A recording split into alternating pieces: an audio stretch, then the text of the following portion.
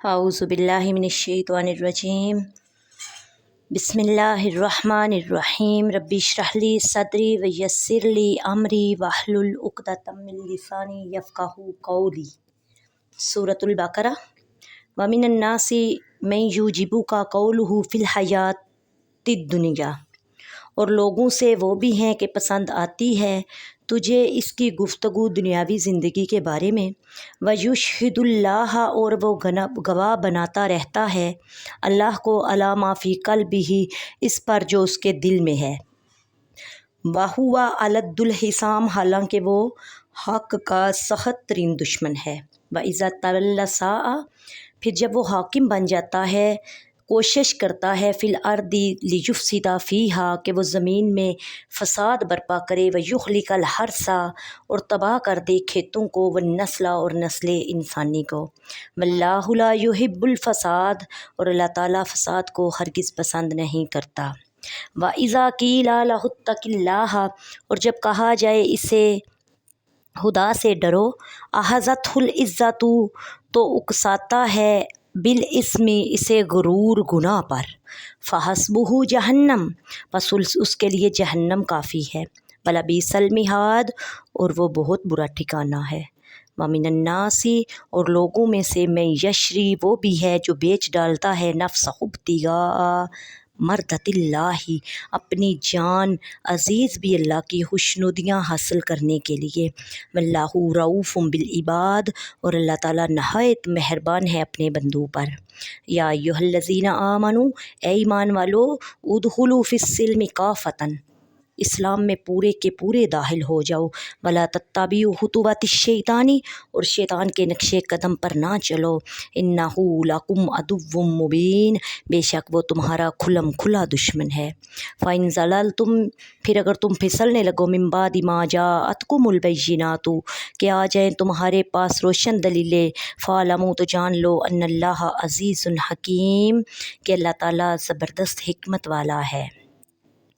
هل ينظرون، کیا وہ اس بات کا انتظار کر رہے ہیں، الا ان یاتیہم اللہ، کہ اللہ تعالیٰ کی طرف سے آ جائے ان کے پاس، فی ظلال من الغمام، عذاب چھائے ہوئے بادلوں کی صورت میں، والملائکۃ، اور فرشتے، وقضی الامر، اور فیصلہ ہی کر دیا جائے، والی اللہ ترجع الامور، اور آخرکار اللہ تعالیٰ کی طرف ہی لوٹائے جائیں گے سارے معاملات۔ سل، پوچھئے بنی اسرائیل سے، اے نبی بنی اسرائیل سے پوچھئے، کم آتیناہم من آیۃ بینات، کہ ہم نے انہیں کتنی روشن نشانیاں عطا فرمائیں۔ ومن یبدل، اور جو قوم بدل ڈالے نعمت اللہ، اللہ کی نعمتوں کو، من بعد ما جاءتہ، اس کو مل جانے کے بعد، فإن اللہ شدید العقاب، تو یقیناً اللہ تعالیٰ اس قوم کو سخت عذاب دینے والا ہے۔ بسم اللہ الرحمن الرحیم۔ سورۃ البقرہ کی آیت نمبر 204 اور 5 کی تشریح۔ وَمَن یُعْجِبُکَ قَوْلُہُ، جس کی گفتگو تجھے اچھی لگتی ہے۔ شان نزول، یہ آیت اخنس بن شریک منافق کے بارے میں نازل ہوئی، جو کہ سید المرسلین نبی پاک صلی اللہ علیہ وآلہ وسلم کی خدمت میں حاضر ہو کر بہت لجاجت سے میٹھی میٹھی باتیں کرتا تھا، اور اپنے اسلام اور آپ صلی اللہ علیہ وسلم کی محبت کا دعویٰ کرتا، اور اس پر قسمیں کھاتا، اور در پردہ فساد انگیزی میں مصروف رہتا۔ اس نے مسلمانوں کے مویشیوں کو ہلاک کیا، اور ان کے کھیتوں کو آگ لگا دی۔ وَإِذَا قِیلَ لَهُ، اور جب اس سے کہا جائے۔ منافق آدمی کی ایک علامت یہ ہوتی ہے کہ اگر اسے سمجھایا جائے تو اپنی بات پر اڑ جاتا ہے، دوسرے کی بات ماننا اپنے لیے توہین سمجھتا ہے، نصیحت کیے جانے کو اپنی عزت کا مسئلہ بنا لیتا ہے۔ افسوس کہ ہمارے ہاں ایسے لوگوں کی بھی بھرمار ہے۔ گھروں میں دیکھ لیں تو لڑکے لڑکی والے یا ارد گرد کے گھروں نہیں، آپس میں ایک دوسرے کو نہیں سمجھا سکتے، چھوٹے خاندان والے بڑے خاندان والوں کو نہیں سمجھا سکتے، عام آدمی کسی چودھری کو نہیں سمجھا سکتا، عوام دنیاوی منصب والے کو نہیں سمجھا سکتے، مسجدوں میں نوجوان عالم یا دینی مبلغ کسی پرانے بوڑھے کو نہیں سمجھا سکتا، جسے سمجھایا جائے وہی گلے پڑ جاتا ہے۔ دینی شعبے میں بھی اس کی خرابی کی کچھ کمی نہیں۔ اللہ تعالیٰ ہمارے حال کی اصلاح فرمائے۔ من یشری نفسہ، جو اپنی جان بیچتا ہے۔ حضرت صہیب رومی مکہ معظمہ سے ہجرت کر کے حضور پر نور صلی اللہ علیہ وسلم کی خدمت اقدس میں مدینہ طیبہ کی طرف روانہ ہوئے۔ مشرکین قریش کی ایک جماعت نے آپ کا تعاقب کیا۔ آپ سواری سے اترے اور ترکش سے تیر نکال کر فرمانے لگے، اے قریش، تم میں سے کوئی میرے پاس نہیں آ سکتا جب تک میں تیر مارتے مارتے تمام ترکش خالی نہ کر دوں۔ پھر جب تک تلوار میرے ہاتھ میں رہے اس سے ماروں گا، اور اگر تم میرا مال چاہو جو مکہ مکرمہ میں مدفون ہے تو میں تمہیں اس کا پتہ بتا دیتا ہوں، تم میرا راستہ نہ روکو۔ وہ اس پر راضی ہو گئے۔